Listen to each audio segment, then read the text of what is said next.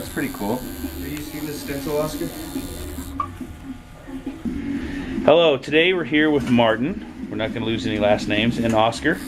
And he's in the middle of getting a tattoo, as you can tell. But the point of today's interview is Martin is a collector of sorts. So we're going to talk about one of his passions, which is cars. So, when did you get your first car, Martin? I got my first car when I was 16 years old. It was a 1988 Nissan 4x4 pickup extended cab. So where is this first Nissan you bought? It's up in the mountains, sitting on blocks. But it's not sold. No, it's not sold, and it's been sitting that way for about 10 years. About 10 years. Yeah. Okay, so where did you go from there? So you had the Nissan, what happened So next? I got the Nissan, and I blew the motor in it, so I had to come up with another car. So I bought a 1995 Toyota 4Runner Limited, black. In fact, I still have that car today, and it's 2012. So I bought it in 97, and still have it now. It's got 193,000 miles on it. In fact, it's in the parking lot. I drove it here today. So what happened? So what came after the? So after the 4Runner became the 1995 Mitsubishi Eclipse that I bought in 2002. So after, like most people, after seeing the movie Fast and the Furious, I decided to go ahead and tune the car out. You know, custom paint job, wing, lowered it, rims, did a whole bunch of engine work. And so that one, my girlfriend drives. She can drive that one around. And that one's pretty much bone stock. Right? So after that car comes my favorite car, which is the 1969 Mustang Fastback, 429 Cobra Jet. And that is a full-on drag racer. I mean, it's been gutted, stripped down. I've had to put a lot of work into that car. Had a plastic windshield and put glass back in it, power windows. The rear end was blown out, so I put a Ford 9-inch in there. Upgraded the front brakes from 4-lug to 5-lug drums. So yeah, it's got four drums all the way around. I tried stopping that at 120 miles an hour. I was gonna say. So have you drag raced this car? Yeah, so I drag raced that car, louder than hell.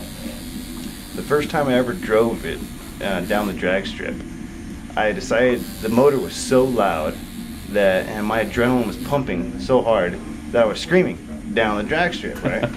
So I'm going down the strip. There became a point where the motor overcame my screaming, and I couldn't hear myself. The motor was that bloody loud. How fast did you run? I think I ended at like 101 miles an hour.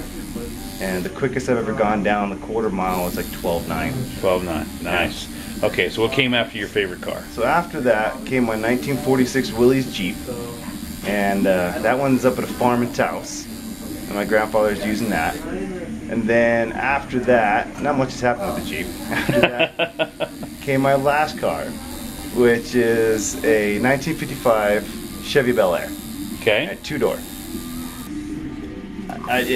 So I brought the car back, set it on the side of my house, and for 5 years I always lived in fear that someone was going to pull up with a tow truck, get it, and drive away in like just less take than 5 this minutes. car, trailer, and all. So it always happened.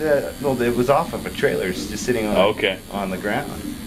So I'd always have to have a car parked in front of it, to make sure that they would have to plow through the first car to get to that car. So I always regretted it. And years went by, and my friend got a new job at Snap-on, and decided to trade me a brand new Snap-on toolbox for the Chevy. And I was like, you know what? He hit me at the right time. I was starting to hate that car. And I was like, all right, actually I needed a toolbox. So we went to his house, looked at it. He's like, all right, you know what? Got yourself a deal. So finally broke the seal and sold the car. But I didn't sell my first car. Right. Still got it. On blocks. Yes, on blocks. Yes, tires rotting away. And so I was like, you know what? Fine, you can take it. Next day he came to my house, took it, delivered my toolbox. And that's all of them. And that's the end of the story, huh? Yeah. Well, I also As he's in pain? I also have 2 ATVs. All right, well, this concludes episode 1 of Martin's collections. He collects about 50 other different things, but we'll save those for another time. Thanks for your time, and we'll talk to you soon. Bye. Bye.